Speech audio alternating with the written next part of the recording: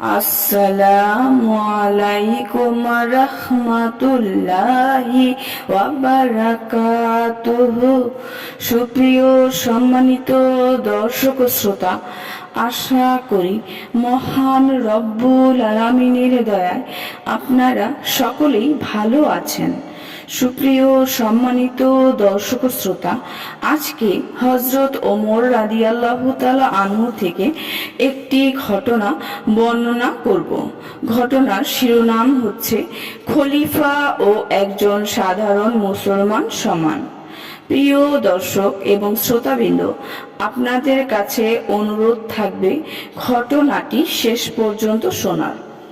তখন ওমর রাদিয়াল্লাহু আনহু খলিফা একবার তার ও উবাই ইবনে কাব রাদিয়াল্লাহু আনহুর মাঝে কোনো একটি বিষয়ে মতবিরোধ সৃষ্টি হলো। ওমর রাদিয়াল্লাহু আনহু বলেন, চলো আমরা কাউকে সালিশ মানি, সে যা ফয়সালা দিবে আমরা তা মেনে নেব। এই প্রস্তাবে দুজনেই রাজি হলেন এবং হযরত যায়েদ ইবনে সাবেত রাদিয়াল্লাহু আনহুকে সালিশ মানলেন। দুজনে যায়েদ ইবনে সাবেত রাদিয়াল্লাহু আনহুর কাছে গেলেন।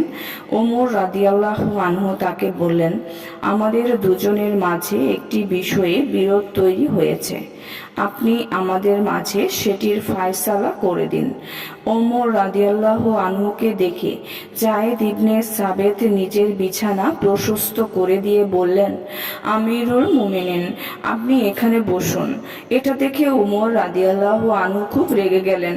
বললেন, আরে তুমি তো ফয়সালা করার আগেই আমার উপর জুলুম শুরু করেছো।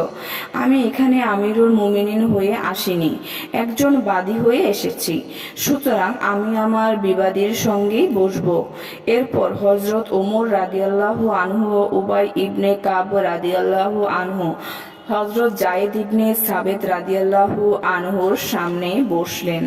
হযরত উবাই ইবনে কাব রাদিয়াল্লাহু আনহু প্রথমে কোনো দাবি উপস্থাপন করলেন, কিন্তু ওমর রাদিয়াল্লাহু আনহু তা অস্বীকার করলেন। যায়েদ ইবনে সাবেত রাদিয়াল্লাহু আনহু উবাই ইবনে কাব রাদিয়াল্লাহু আনহুকে বললেন, আমিরুল মুমিনিন, কি কসম থেকে নিষ্কৃতি দেওয়া যায়? আমি এ কথা কেবল ওমর বলেই বলছি, অন্য কেউ হলে এ কথা বলতাম না। কিন্তু ওমর রাদিয়াল্লাহু আনহু ইতোমধ্যে কসম করে বসলেন। দ্বিতীয়বার আবার কসম করলেন। হযরত যায়েদ রাদিয়াল্লাহু আনহু এই বিষয়টি মেনে নিতে কষ্ট হচ্ছিল যে আমিরুল মুমিনিন হযরত উমর ইবনুল খাত্তাব রাদিয়াল্লাহু আনহু একজন সাধারণ মুসলমান, তার কাছে সমান। সুপ্রিয় সম্মানিত দর্শক শ্রোতা, আজকের ঘটনাটি এই পর্যন্তই। ঘটনাটি যদি ভালো লেগে থাকে অবশ্যই চ্যানেলটি সাবস্ক্রাইব করবেন, লাইক করবেন, কমেন্ট করবেন এবং বেশি বেশি শেয়ার করে দিবেন। সবাই ভালো থাকবেন। আল্লাহ হাফেজ।